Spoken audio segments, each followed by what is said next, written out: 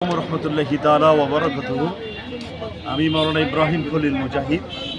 আমার বাড়ি কুষ্টিয়া।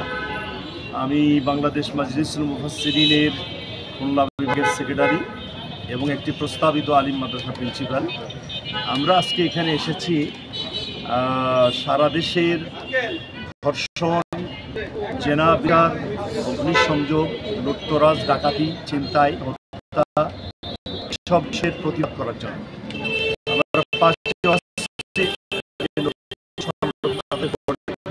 সরকারের ভাবমুক্ত করার জন্য একটি মহল তারা কোমর বেঁধে রেখেছে। আমরা এই প্রতিবাদ আমরা মনে করি যে এই সমস্ত ধর্ষণ, জেনাবেচারকে দেশ এবং জাতিকে রক্ষা করতে ইসলামী মূল্যবোধের অতীব প্রয়োজন এবং সেই জন্য আমাদের পাঠ্য তালিকায় ইসলাম শিক্ষা ব্যবস্থা অনুপ্রবেশ দরকার।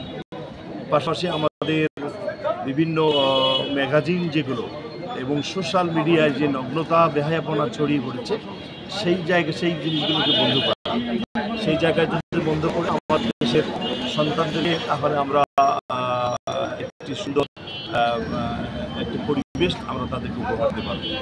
আমরা এই মেসেজ পৌঁছে দেওয়ার জন্যই আমাদের আজকে আমরা দেখছিলাম যে আইন শৃঙ্খলা বাহিনীর সদস্যরা প্রায় মার খাচ্ছে। আসলে এটাকে আপনারা কিভাবে দেখছেন? আসলে দেশে যখন আইন শৃঙ্খলা বাহিনীর অবনতি ঘটে তখন দেশ ধ্বংস হয়ে যায় বা দেশ নষ্ট হয়। আইন শৃঙ্খলা বাহিনীর প্রয়োজন রয়েছে। এই জন্য আমি মনে করি সরকারকে আরও সচেতন হওয়া এবং আইন শৃঙ্খলা বাহিনীর অনেককে এখনও পরিপূর্ণ স্বাধীনতা, তাদের পূর্ণাঙ্গ শক্তি বা প্রয়োগ করার ক্ষমতা তাদেরকে সম্ভবত দেওয়া হয়নি, যার কারণে অনেক জায়গায় আইন শৃঙ্খলা বাহিনী দুর্বল হচ্ছে। আমার মনে হয় এই জায়গায় সরকার আইন শৃঙ্খলা বাহিনীর যে ক্ষমতা, তাদের যে স্বাধীনতা, এই জিনিসটা তাদের আরও ক্লিয়ার করা দরকার, যেন তারা তাদের শক্তিটা পরিপূর্ণভাবে প্রয়োগ করতে পারে।